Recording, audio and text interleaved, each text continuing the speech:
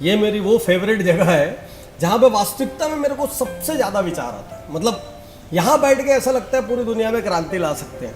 चारों ओर झुरमुट है, कुछ नहीं है, एकदम शांति से कान में सोचो। बैठो, तुम लोग एक गजब की कहानी सुनाता हूँ, अद्भुत कहानी। एक ऊंट और उसका बेटा थे।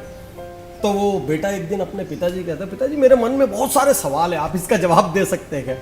तो ऊंट कहता है, पूछ बेटा पूछ। तो बेटा कहता है, पिताजी अपनी इतनी बड़ी कुबड़ क्यों निकली रहती है, ऐसे तो कोई और जानवरों की नहीं होती। तो पिताजी कहते हैं कि बोले बेटा ये कुबड़ अपनी इसलिए हुई, अपने रेगिस्तान के जीव है। रेगिस्तान में खूब गर्मी रहती है, बहुत सारा पानी अपने को स्टोर करके रखना पड़ता है, इसलिए कुबड़ है। तो बेटा कहता है, वाह पापा अपन तो बहुत स्पेशल क्रीचर है भगवान। बोले हाँ। फिर बेटा थोड़ी देर बाद कहता है, पिताजी मेरे मन में एक और सवाल है। बोले पूछो। बोले पापा ये अपने पैर इतने लंबे लंबे पतले पतले और अपने पंजे इतने गोल एकदम अलग क्यों है, कोई और जानवर के नहीं है? तो पिताजी कहते हैं, बेटा अपन रेगिस्तान के जीव हैं, तो रेगिस्तान में क्या है, लंबा लंबा चलना पड़ता है, इसलिए पैर लंबे खूब लंबे जा सकें, और पैरों में रेत ना फंसे इसलिए अपने गोल गोल फ्लैट पैर है। बेटा बोलता है, वाह पापा। फिर थोड़ी देर बाद, अब शिशु है, मन में खूब उत्कंठा है, क्वेश्चन बच्चों के होते हैं, बड़े होते होते क्वेश्चन मर जाते हैं क्योंकि हम ज्ञानी हो जाते हैं, हम लोग अहम ब्रह्मस्मि हो जाते हैं, क्वेश्चन पूछने में शर्म आने लग जाती है, क्वेश्चन पूछने में छोटा महसूस होने लग जाता है। और जब तक बच्चे रहते हैं, आसमान नीला क्यों है, मिट्टी पीली क्यों है, चिड़िया चलती क्यों है, 100 क्वेश्चन पूछते हैं। तो शिशु था, क्वेश्चन पूछ रहा था।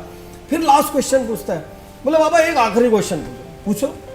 बोले बाबा अपनी पलकें इतनी बड़ी क्यों है, ऐसा लगता है आंख ही बंद हो जाती है, जरा से में कुछ नहीं दिखता, पूरी आंख ढक जाती है, और किसी की तो नहीं होती, सबकी पलकें छोटी होती है। बोले बेटा रेगिस्तान में खूब रेत उड़ती है, रेत के तूफान चलते हैं और आंखों में रेत चली जाएगी, इसलिए भगवान ने अपने को ये पलके दिए, ऐसे चश्मे से पलके दिए। तो पलके देने से क्या है कि आंख के अंदर रेत नहीं जाती।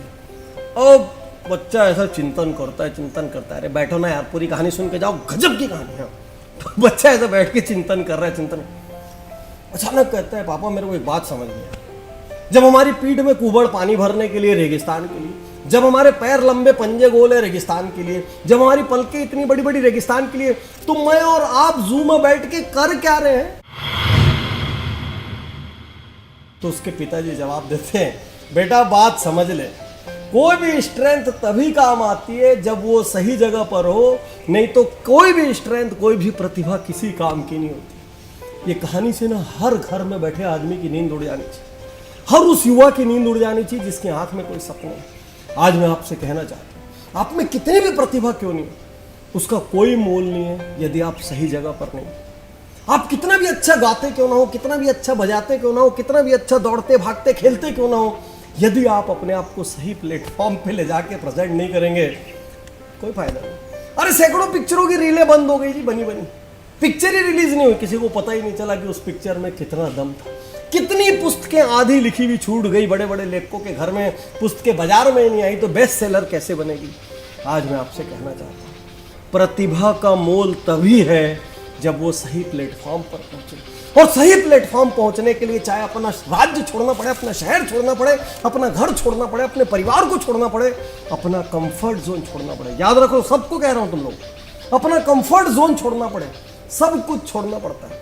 मैंने अपना 10 साल का कैरियर, मेडिकल कैरियर, 10 से भी ज़्यादा साल, सुपर सक्सेसफुल डॉक्टर, मैंने एक दिन छोड़ा क्योंकि मुझे पूरी दुनिया को इंस्पायर करना। और पूरी दुनिया को इंस्पायर करने के लिए आज पीछे 10 साल से हर महीने 20 दिन टूर कर रहा हूँ।